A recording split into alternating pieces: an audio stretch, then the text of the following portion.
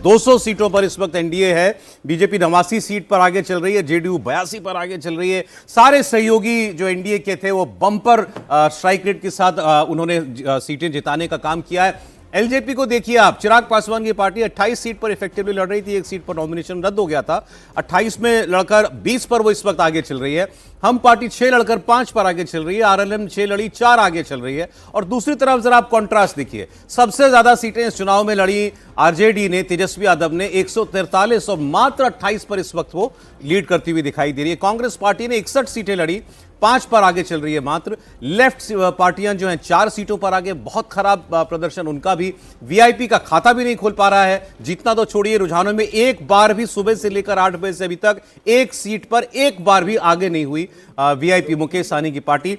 AIMIM ने बिल्कुल वही प्रदर्शन दोहराया जो पिछली बार था, 5 सीटों पर इस वक्त आगे चल रही है और ठीक ठाक मार्जिन से आगे चल रही है। सीटें निकल जानी चाहिए असदुद्दीन ओवैसी की पार्टी की, तो जो वो बार बार कह रहे थे, केवल 6 सीट मांग रहे थे और महागठबंधन में जगह, उनको एक्सट्रीमिस्ट कहा तेजस्वी यादव ने और उस बात को लेकर जगह जगह घूमे असदुद्दीन ओवैसी। बड़ा गुस्सा और इमोशन दिखाया उन्होंने, उसका असर आप देख लीजिए। मुस्लिम वोट नहीं बटा कहने वाले देख ले, मुस्लिम वोट खूब बटा है। असदुद्दीन ओवैसी की ये 5 सीटें उसकी गवाही दे रही हैं। प्रशांत किशोर ने खूब माहौल बनाया, टीवी स्टूडियोज में आकर खूब बातें की, बिहार में एक नैरेटिव बनाया, अच्छे मुद्दे उठाए उन्होंने, सवाल भी अच्छे किए, लेकिन कोई असर नहीं हो रहा। वोटिंग जो कितना वोट मिला है ये इलेक्शन कमीशन की वेबसाइट पर थोड़ी देर में शायद हम आपको बता पाएं, लेकिन फिलहाल सीट में तो कहीं कोई बढ़त उनको दिखाई नहीं दे रही। 1-2 ऐसी सीटें हैं जहां पर उनके उम्मीदवारों को चंद हजार वोट जो है मिले हैं। लेकिन मैं बात करता हूं तेजस्वी यादव की सीट की। राघोपुर की सीट पर तेजस्वी यादव इस वक्त 4829 वोटों से पीछे हैं और यह फासला लगातार बढ़ता जा रहा है। पहले 2000 था, फिर 3000 हुआ और अब लगभग 5000 वोट से तेजस्वी यादव पीछे हो गए। हालांकि 11वां राउंड ये भी चल रहा है, तो वोटों की गिनती अभी लंबी चलेगी। लेकिन इस चुनाव में क्या चला, क्या नहीं चला, कैसा माहौल था, ये एक तेजस्वी यादव की राघोपुर सीट बताने के लिए आपको बहुत है। राघोपुर से तेजस्वी यादव का पीछे होने का मतलब, हार की कगार पे होने का मतलब, कोई जगह बिहार की जनता के दिल दिमाग में, जहन में वो बना ही नहीं पाए। कोई ऐसा मुद्दा मिलकर महागठबंधन उठा नहीं पाया जिसको कोई ट्रैक्शन मिलता, जिसको कोई गंभीरता से बिहार की जनता लेती। समीर जी। निश्चित रूप से मुझे लग रहा है कि प्रधानमंत्री मोदी का जो जादू है वो सर चढ़ के बिहार में बोला है। हालांकि प्रधानमंत्री नरेंद्र मोदी और बिहार के मुख्यमंत्री नीतीश कुमार मिलकर 1 और 11 हो गए वहाँ पर।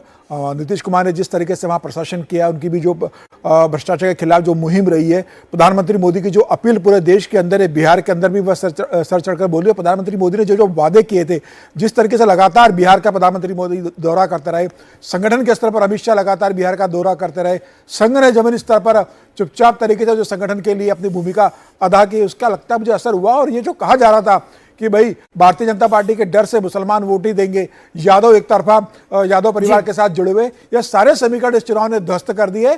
प्रधानमंत्री मोदी का जो काम रहा है, नीतीश कुमार का काम सबके साथ काम रहा है, उसके कारण मुसलमानों का बड़ा वोट एनडीए का रहा। तेजस्वी यादव जो बड़ी बड़ी घोषणाओं का ऐलान कर रहे थे, वो महिलाओं को भी रिझा रहे थे, वो रोजगार की भी बात कर रहे थे, वो प्रेस कॉन्फ्रेंस करके एनडीए पर भी खूब प्रहार कर रहे थे, कह रहे थे देखिए सीएम पद के नाम का ऐलान क्यों नहीं करते हैं, नीतीश को देखिए सीएम नहीं बनाएंगे। चूक कहां हो गई उनसे, वो पकड़ नहीं पाए क्या बिहार का? आप घोषणा कर रहे हैं, लेकिन आप सच्चाई से कितने दूर आपको समझना चाहिए। आप कहते हो कि हर घर से एक व्यक्ति को हम सरकारी नौकरी देंगे, तो बिहार का आम आदमी भी इस बात को जानता है कि ये संभव ही नहीं है और तेजस्वी जैसी पार्टी के लिए तो नामुमकिन की बात है। और जिस वहां उसके खिलाफ अगर आप देखेंगे तो 20 साल से नीतीश कुमार वहां मुख्यमंत्री है, जिस तरीके से लगातार काम कर रहे हैं। प्रधानमंत्री मोदी की केंद्र की जो योजना है जो बिहार के अंदर लागू हुई है, जब बजट आया था केंद्र सरकार का, तब बिहार के लिए जो विशेष बजट में प्रधानमंत्री मोदी ने जो घोषणा की थी, तब कहा गया था कि यह बजट तो बिहार का बजट केंद्र सरकार लेकर आ रही है। तो लगातार बिहार के लिए तो प्रधानमंत्री मोदी ने ध्यान दिया था, मुझे लग रहा है। और सुशासन का जो शासन था 5 साल का, जो आपकी इतनी ज्यादा आपकी प्रो मास जितनी भी आपकी पॉलिसीज थी, जो डिलीवरेबल आपने किए, उन्होंने जो MY समीकरण कहते थे ना कि 30 के बाद तो इनकी गिनती शुरू होती है, मतलब वहां से काउंटिंग शुरू होती है क्योंकि ऑलरेडी वोट कंसोलिडेट हो जाता है, तो वो भी ब्रेक कर दिया। हर्षवर्धन जी, इसमें क्या तेजस्वी की जो अपनी पर्सनल इमेज थी कि उन्होंने जिस तरह से एक एरोगेंस कहीं ना कहीं हावी होता हुआ नजर आया। नीतीश जो उनके पिता के साथ राजनीति कर चुके हैं, एक अलग कद रखते हैं राजनीति में, उनके लिए पलटू चाचा, बीमार, इस तरह की शब्दावली का प्रयोग करना, मोदी जी के लिए जिस तरह की शब्दावली का प्रयोग करना, उन लोगों को टिकट दे देना जहां पर मोदी जी को जहां गाली दी गई, तो ये जो तमाम चीजें थी, और फिर करीबी जो उनके साथ थे, जो उनके साथ जो कॉकस था उनका, उसने दूरी बना दी कार्यकर्ता से। ये सारी बातें मिलकर कह सकते हैं। और अभी मैं देख रहा हूं तो चुनाव आयोग की वेबसाइट पर जो उनसे जीत रहे हैं वो 4829 मतों का अंतर हो गया है। 30 राउंड कुल होने 11 हो चुके हैं।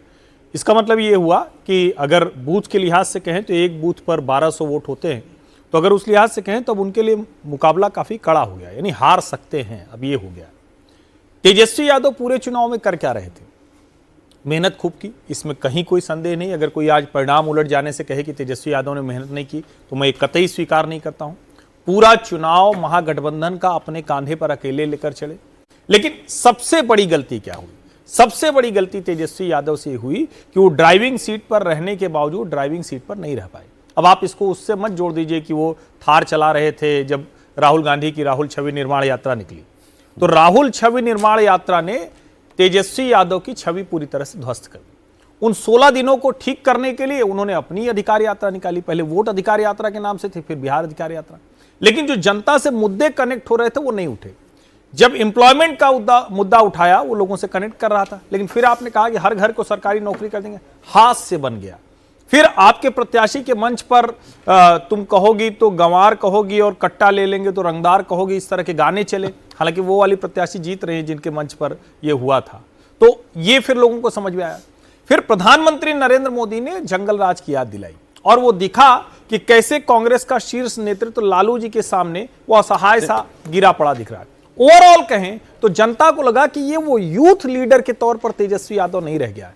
और रही सही कसर, पार्टी के प्रवक्ताओं ने टीवी की डिबेट में बहुत अभद्र तरीके से अपनी बात रखते हुए की। ऐसे लग रहा था जैसे टीवी डिबेट में वो लाठी चला रहे हो। इसका भी बड़ा नुकसान। एक व्यूअर मुझे मैसेज भेज रहे हैं कि जरा गिनती आप सही जगह नहीं कर रहे हैं, वो देखिए 91 बीजेपी, 5 हम, 4 आरएलपी और 22 एलजेपीआर, ये होता है 122। बीजेपी सहयोगी के साथ मिलके बगैर जेडीयू के सरकार बना सकती है, अपना सीएम बना सकती है, वो ये कह रहे हैं नीतीश कुमार के बगैर। इस पर आगे बात करेंगे। 10,000 वोट से पीछे सर, ये बड़ी खबर इस वक्त आपको बता देते हैं। तेजस्वी यादव 10,000 वोट से पीछे हो गए। बड़ा मार्जिन यहां पर सतीश यादव ने ले लिया है। 10,000 वोटों से तेजस्वी यादव पीछे हो गए हैं। अब यहां से कमबैक करना क्या तेजस्वी यादव के लिए आसान होगा या मुश्किल में पड़ते हुए तेजस्वी यादव नजर आ रहे हैं? जिस सीट से उनके पिता, उनकी मां और खुद वो जीतते रहे, क्या वो सीट उनको हराने वाली है? क्या ये नई दिल्ली और नंदीग्राम बनने जा रहा है जहां तेजस्वी यादव को हार का सामना करना पड़ेगा? मुश्किल में फंस गए अब तेजस्वी यादव। अमेठी भी बोल दो। अमेठी नहीं, बिल्कुल बिल्कुल मुश्किल में हैं। और वो मुश्किल इसलिए है कि सारे जो सुबह से विश्लेषण कर रहे हैं वो सारे फैक्टर्स हमने गिना दिए। एक फैक्टर जिस पर मैं आना चाहता हूं और वो ये है कि हम लोग जब इन राजनीतिक दलों की बात करते हैं तो ये तो माना जाता है कि बीजेपी चुनाव लड़ती है, शिद्दत से लड़ती है, एक प्लान से लड़ती है, नेतृत्व है, दिखाने के लिए, कहने के लिए, करने के लिए योजनाएं हैं, ये सब बीजेपी के पास है और वो आपने देखा वहाँ चुनाव में। हमें लेकिन ये नहीं भूलना चाहिए कि जदयू ने भी अपने आप को मजबूत किया है। और जदयू के जैसे बहुत लोगों ने प्रशांत किशोर की यात्रा की बात की, पद यात्रा की बात की, लेकिन क्या हम ये जानते हैं कि जदयू ने भी नए जो उनके जो ऑफिस बेरर्स थे, नए लोगों को रिक्रूट किया, एक नए तरीके से अपने पार्टी की संरचना को मजबूत किया। सर, इस पर्टिकुलर सीट की मैं बात करूं क्योंकि इस सीट पर जब मैं जा रही थी कवर करने के लिए तो मुझे ढूंढना पड़ा, राघोपुर कहाँ है, राघोपुर कहाँ है, राघोपुर कहाँ है, और एग्जैक्ट आपको राघोपुर का एड्रेस नहीं मिला। और यही परेशानी थी वहां के लोगों की। वो कह रहे थे कि हमारे पास तक विकास नहीं पहुंचा है, हमें विकास चाहिए। राघोपुर में अगर विकास पहुंचा तो वो बख्तियारपुर के वाले पुल के बनने के बाद पहुंचा। मैं जो बात कर रहा था उसको खत्म कर लूं। 70 कम से कम 70 विधानसभा क्षेत्रों में जदयू की भी पदयात्राएं हुई और उन पदयात्राओं का भी आप प्रभाव वहां देख पाएंगे।